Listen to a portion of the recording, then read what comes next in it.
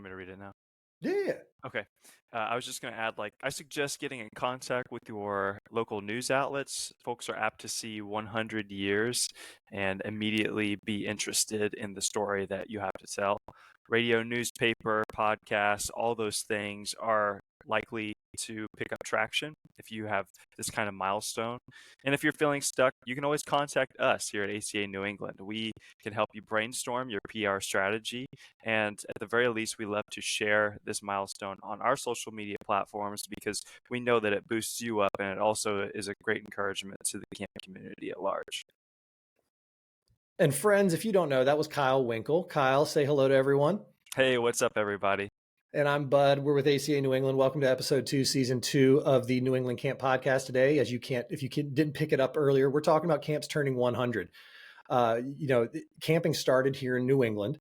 It started back in 1861. And if you've ever listened to me before, you know I have a little spiel I've done about the gunnery school and how it all started. You can listen to other podcasts or other blog posts and see the details. But essentially, back in 1861, Frederick Gunn would turn nature into his classroom. He would go on short walks around the campus. And then at one point, he decided to take 30 students 20 miles away from campus, set up shop, do their military drills because they were prepping for the Civil War, do all the things that they would be doing back at school, but do it out in nature because he felt like that's where the distractions were fewer, the opportunities were more.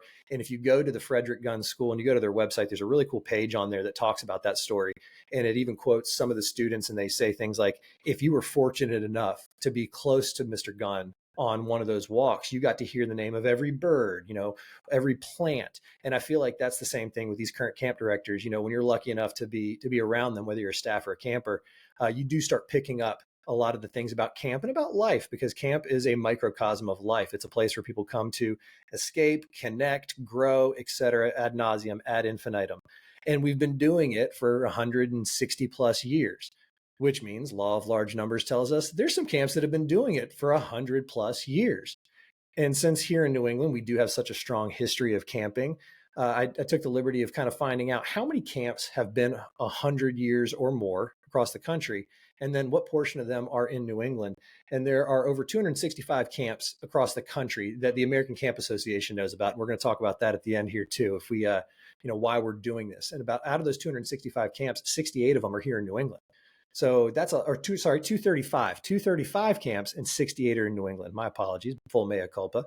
When we get things wrong here on the New England Camp Podcast, we admit it, Kyle. That's right. We fixed it up real quick. And so 68 of those 235 are here in New England. And fortunately for us, we kind of caught wind of a couple this summer early enough, and we got invited out to Forest and Indian Acres up in Maine, which if you're not familiar with those camps, they are basically, 2 camps, 1 community is how they phrase it, traditional, private, overnight, residential camp setting. And then the other end of that was our good friends, the Girl Scouts of Eastern Massachusetts, and their camp Cedar Hill. If you were at our fall seminar in the last few years, or maybe into the Mass Camping Association events, you've been to their great hall, and they turned 100 this year as well. And they had similar but different approaches to it, but they were just as impactful. And we were lucky enough to sit around. And one of the things I asked them was, turning 100, what does that mean to you? And the people when they thought about it for a second, it kind of caught them off guard, but then again, they immediately went right back into what makes camp special and what it meant for them to see their camps turn 100. So let's take a quick second. Let's hear from the folks at Forest and Indian Acres and the Girl Scouts of Eastern Mass.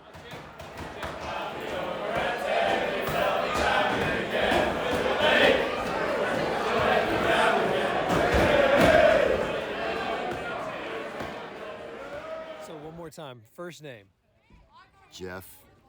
What's your first name? Lisa. And what's your connections to camp? We're the owner and director of camp. How long have you all been the owner or director of camp? Since 1998. All right. And so when you hear that your camp is turning 100, what thoughts, feelings, emotions does that elicit? That we're old. No. Just overwhelming feeling of gratitude to all the families who have been with us for these years, excitement to see people we haven't seen in forever, and a huge amount of excitement for what's to come and seeing the future generation when all of these parents who are here now have young kids with them and that they want to bring their kids to Indian Forest Acres when they're old enough. Turning 100, Jeff. What's gratifying to us is seeing kids that we inherited from the original owners, and now they're sending their kids to us. And it's just like generation after generation. And now at the banquet, because we're 100 years old, we've had fourth generation kids that have their great grandparents were at this camp. And now it's gone down, and they light a candle at the banquet because they're recognized for the fourth generation. And to me, that's just an awesome responsibility. So once again, we are joined by a special guest. What is your name, sir? Mo. All right, Mo, what is your connection to camp here? I was a former camper. I started in 1967 as a second generation camper. My uncle and my mother both attended Indian and Forest Acres. And I have basically been around ever since. And now I'm the assistant director. So how many summers total do you think you've been affiliated with camp? 57. 57 summers. So the majority of this place's life, you have been part of it. So it's turning 100. What kind of thoughts or feelings does that elicit? Well, I'll tell you, I think that's something really special. I know that there's not a lot of camps in the country that have turned 100. And I think, again, longevity means a lot. In the world, it means a lot. In business, it means a lot. And I think in the camping institution, it means a lot.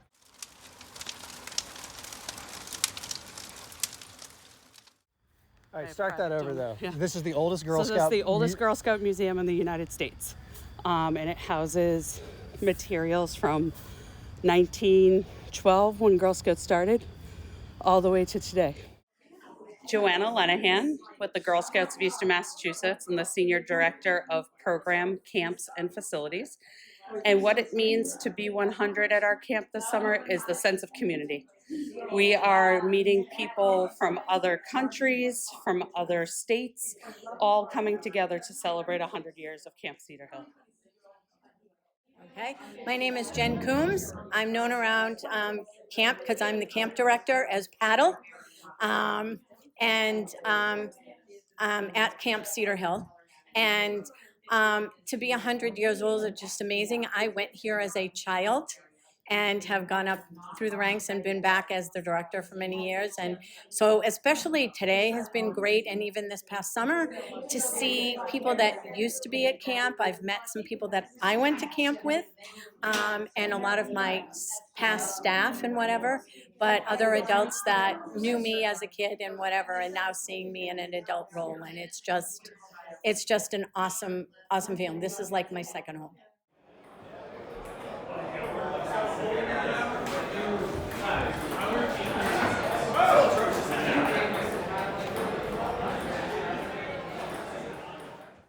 Kyle, before we go any further, I buried the lead. Do you know, besides Forest and Indian Acres and the Girl Scouts of Eastern Massachusetts, do you know that there are other things turning 100 in 2023? Ooh, very good. I love the little cultural, 100-year-old things. Tell me what they are. I am a font of useless knowledge, if nothing else. Good. The discovery of King Tut's tomb, that turns 100 this year. Obviously, the tomb is thousands of years old. Although you also know that everybody who touched that tomb is pretty much dead, right? Not just because it was 100 years ago, but they like died tragically. Really one of those weird urban legends that seems to be true. The Q-tip, the ear cleaning device that you're actually not supposed to put inside your ear. Did you know that too? On a box of Q-tips, it says do not put into your ear. And then one might ask, well, then what do you use it for? Oh. That question is also 100 years old. I would say arts and crafts at camp. Wonderful, wonderful paintbrushes for camp. Q-tips. There you go. Vegemite. Never tried it. Have you tried it? Worked with a lot of Aussies over the years. Yeah. Okay. And so, yes, I was kind of, I'm not gonna say duped. I knew what I was getting into, but it's up there with drinking Moxie. If you've ever been to Maine, they're very, it's an orange can. Tastes awful. It's horrible, but the locals seem to dig it. So Vegemite is turning 100. Okay. Vegemite sandwich. That's what he talks about in I Come From a Land Down Under. Right. The Hollywood sign turns 100 this year. Yeah, it's looking like it. Have you ever seen it in person? No, I actually haven't. Have you been out there and seen? I've been out there, just haven't seen the Hollywood sign. I hear it's less than whelming. Yeah, I mean, it's really cool to see, but it definitely looks more weathered than they make it look in Hollywood, ironically, which makes total sense. Shocker, things aren't as they appear out in Hollywood. We love our families and friends out in the LA area. There's a lot of LA folks who come to New England for camp. We love all of you. The Hollywood sign though, struggling. And last but certainly not least, Crystal hot sauce. I'm a big hot sauce guy. If you've never had Me too. Crystal, it's a phenomenal brand. But I would say, especially for New England camping, Frank's is the go-to hot sauce. We'll find out when Frank's is turning 100. We'll make sure we celebrate them as well. Very good. So we heard about, we heard from those camps about what it meant to turn 100, but you had some interesting observations and questions when we were talking about this before. Yeah, absolutely. So, and kind of we heard a little bit from the clips, but we know the organized camp as we know it originated right here in New England over 100 years ago. You told us a little bit about the history. So, just trying to understand the context around that better, how rare is it for some of these original camps to stay in business for a century or more? And then, kind of with that, what are some patterns that you've noticed amongst these Century Club camps that provided such a foundation for success and longevity? I love that you use the word rare there because I came out the gates talking about camps 100, camps old, but it is rare for camps to make it to that century mark and beyond. Just because, like anything else, camp is a business at the end of the day. Yes, it's a location, and we want young people and campers to come, have fun, meet friends, go home happy, healthy, and having learn something. But at the end of the day, it is a business, and so anything in longevity, anything that has been around that long, you do ask yourself, what's the secret? Is it that you have the best product out there, or is it the location? And honestly, after talking to these camps, what it comes down to are the people. It's just like anything else. There's no real secret to it. It's not like you have to find the right people who are quote unquote married to your camp. That's what one of the folks that I talked to, that we're not going to hear their clip, but it was one thing that stuck out. He said, I married the camp in 1998 on the waterfront, and we're celebrating our 25th anniversary this year. And I thought to myself, that's the kind of mentality and buy-in that you have to have from these camps. And even the owners directors of Forest and Indian Acres talk about how, when they bought the camp from the original owners, they inherited a lot of the families and a lot of the campers and staff.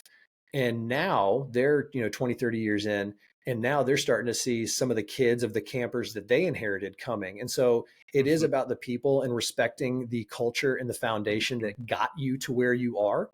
But at the end of the day, you just have to find the right people that have the right vision, and they kind of mesh and they connect with one another. Because summer camping is not, it's not rocket surgery. We want young people to come together, have fun, learn things, try new things, be safe, take a risk, and then go home happy and healthy. Is that too much to ask? But at the end of the day, Kyle, what does it take to turn 100? A strong culture and dedicated people to carry it out. A strong culture. I also hear that buy-in element being a necessity, and that's something I think that we take for granted sometimes. And so I appreciate you mentioning that. So let's take that kind of concept, and I'm thinking about younger camps. Like, let's say some of these programs that have been started in the last 15 years or less. What are some things that they can learn from these Century Club camps and apply to their programs? There's one thing above all else that stuck out from these conversations, from other conversations, from my own camp experience, and it's to take care of kids. At the end of the day, whether you are a mesh camp, a computer camp, an outdoors camp, a trip camp, a day camp, an overnight camp, a religious camp, etc., taking care of kids. There was a saying at a camp where I used to work, who are we to say that we're the best, but we challenge anybody to take better care of kids than we do. And that was just kind of our own internal way of challenging ourselves every day to remind that this is fun. It is a business.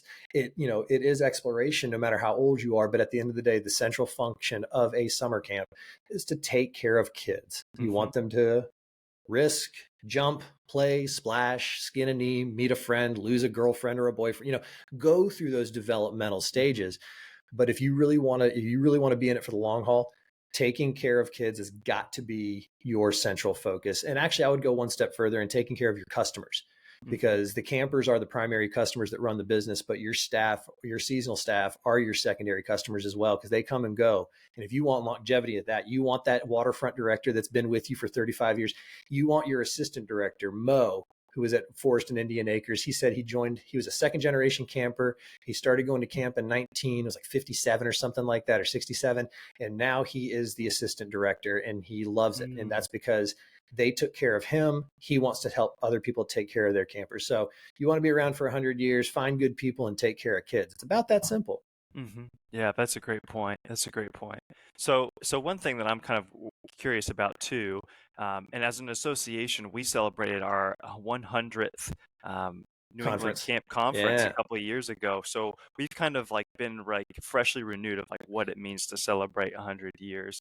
But I'm curious, like let's put this on the camp level. How do these camps recognize or celebrate these milestones, and how might we be able to help? All right. Well, I'm going to take the second question first. How can we help?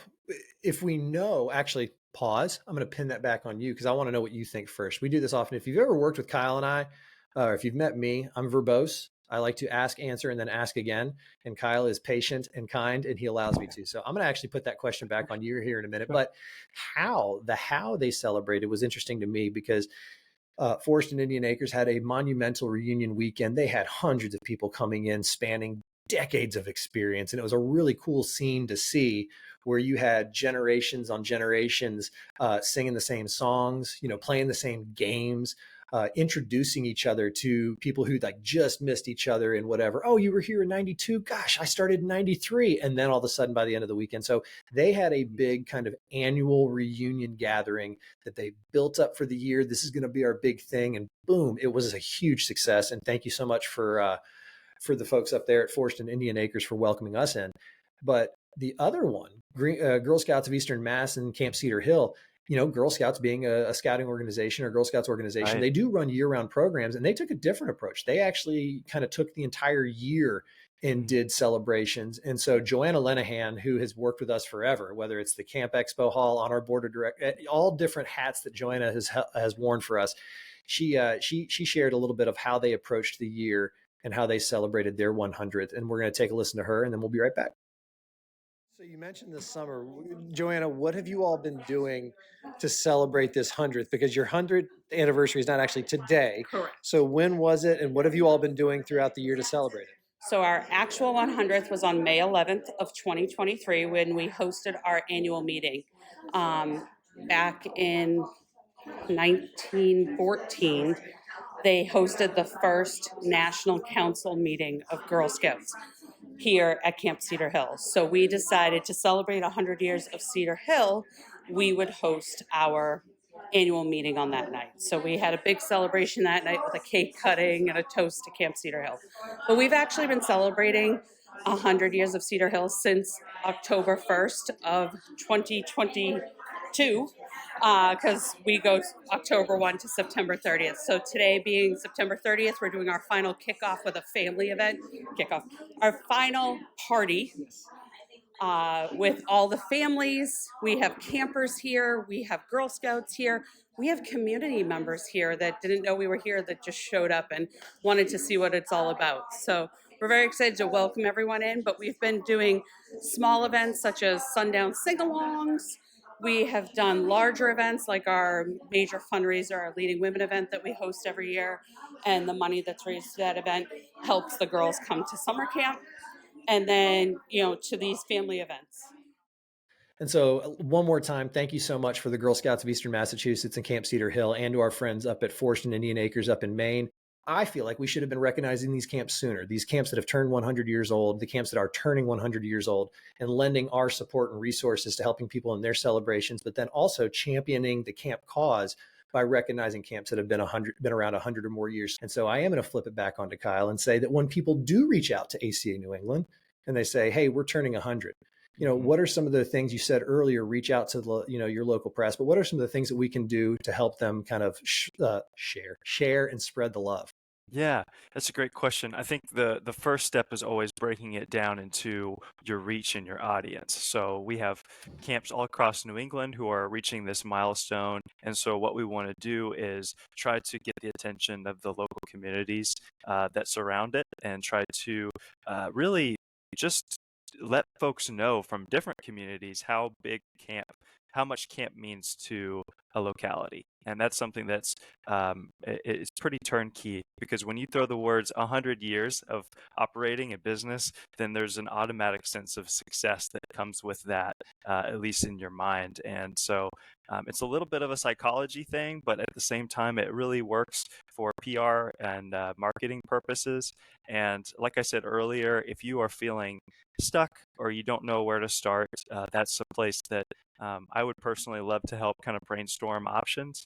And then also, at the very least, we're more than happy. We love sharing this kind of news across the camp community at large, because this is something that other camps can look at and see as encouragement to say, oh, I want to reach that 100 years. I want to reach that point, because they recognize the value in longevity and consistency and the culture that can be built and adapted over years of healthy operation.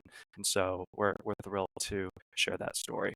You nailed it, man. Camp is a community, and we are so honored to be part of yours. And things like birthdays, anniversaries, announcements, they matter. So whether it's your camp turning 100 or something else big happening, reach out to us. We would love to help you all celebrate whatever milestone you're approaching. Kyle, as always, thank you so much for hanging out and being there. Keep being there for one another, folks. We're always going to be here for you. Thanks. Thank you.